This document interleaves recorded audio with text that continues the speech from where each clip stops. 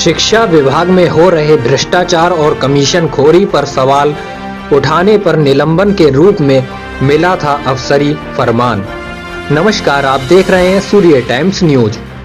बीते बुधवार से ब्लॉक संसाधन केंद्र आलमपुर जाफराबाद के बाहर अनशन पर बैठे प्राथमिक विद्यालय सहसा के प्रधानाध्यापक राम गोपाल वर्मा ने जब शांतिपूर्वक अनशन के माध्यम से उच्चाधिकारियों तक अपनी बात पहुंचाने का प्रयास किया तो अधिकारियों के दबाव में भमोरा पुलिस शिक्षक को थाने ले आई। सूर्य टाइम्स न्यूज से बातचीत में राम गोपाल वर्मा ने बताया कि उन्होंने शिक्षा विभाग में हो रहे भ्रष्टाचार और कमीशनखोरी पर जब सवाल उठाए तो आनन फानन में विभाग की ओर से बिना जांच पड़ताल उन्हें निलंबित कर दिया गया।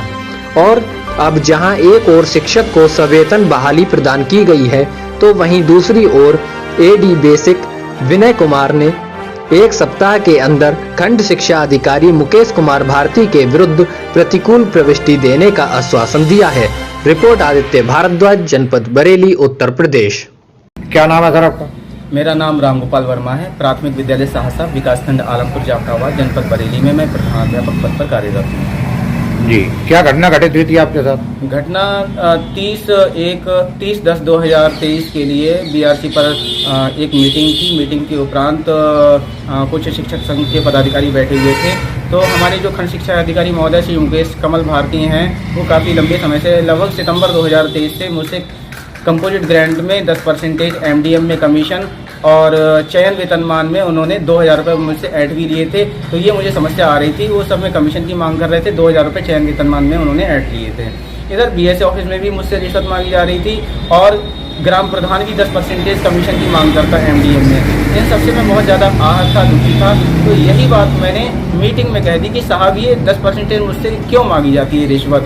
मैंने सीधे आरोप भी नहीं लगाया, मैंने ये भी नहीं कहा कि आप मांग रहे हो। तो हमारे जो खंड शिक्षा अधिकारी सीधे बोले मुझे टारगेट कर रहे हो। उन्हें ऐसा इसलिए यही लगा क्योंकि वो मांग रहे थे, उन्होंने सीधे ये कहा कि मुझे टारगेट कर रहे हो। मैंने कहा कि सर मैं क्या आपको लगता है कि मैं आपको टारगेट कर रहा हूँ? फिर उन्होंने मुझे बोलने का मौका ही नहीं दिया। उन्होंने मुझे गाली गलौज इतनी की, इतनी गंदी गंदी माँ बहन की गालियाँ दी और उसके बाद सीधे वो जूता लेके मारने को मेरे लिए दौड़े। तो मैं बहुत ज़्यादा दुखी हो गया। किसी तरह से अपना बचाव करके मैं बाहर चला आया। बस ये घटना हुई थी। और इसके बाद में सब जो टीचर्स वहाँ पर उपस्थित थे उन्होंने मुझसे कहा कि अब कोई बात नहीं, जो हुआ सो हुआ, बड़े हैं, अब एफआईआर वगैरह कुछ मत करवाना, यहीं पर रोक देना। फिर मैंने कोई एफआईआर नहीं करवाई अपने जो टीचर साथी हैं उनके कहने के आधार पे। लेकिन मैं बहुत ज़्यादा आहत हो गया था। लेकिन बाद में जब मुझे ये पता चला कि हमारे खिलाफ एक साजिश की जा रही है और मुझे निलंबन की तैयारी की जा रही है, तो मैं अपना पक्ष रखने के लिए श्रीमान जिला बेसिक शिक्षा अधिकारी के पास पहुंचा। उन्हें घटना की पूरी यथार्थ जानकारी दी और उसके बाद उनसे प्रार्थना भी की कि मुझे विद्यालय का एमडीएम भी बनवाना पड़ता है, मेरी आर्थिक स्थिति बहुत कमज़ोर है। यदि आप कोई कार्यवाही किसी के भी खिलाफ करें तो पहले जांच कर लीजिएगा। जांच में दोषी पाए जाने पर जिसके खिलाफ आप कार्यवाही करेंगे मुझे मान्य होगी। लेकिन आनंद फानंद में 31 तारीख के लिए मुझे मेरी बिना गलती के निर्दोष होते हुए भी सीधे निलंबित कर दिया गया और अन्यत्र विद्यालय में भेज दिया गया। ये चीज़ मेरे लिए बहुत ही दुखद रही क्योंकि मुझसे ही रिश्वत मांगी गई। खंड शिक्षा अधिकारी ने मुझसे ही रिश्वत मांगी, मुझे ही गंदी गंदी गालियां दी। खंड शिक्षा अधिकारी ही मुझे मारने को दौड़े और मेरे लिए ही निलंबित करवा दिया गया। बस ये घटना हुई और मैं इससे आहत हूँ। मैं चाहता हूँ कि इस प्रकार की जांच हो और जांच के उपरांत जो दोषी हो उसके खिलाफ कार्रवाई हो। धरना स्थल पर भी आप बैठे थे? धरना स्थल मेरी मांग कहीं सुनी नहीं आ रही थी।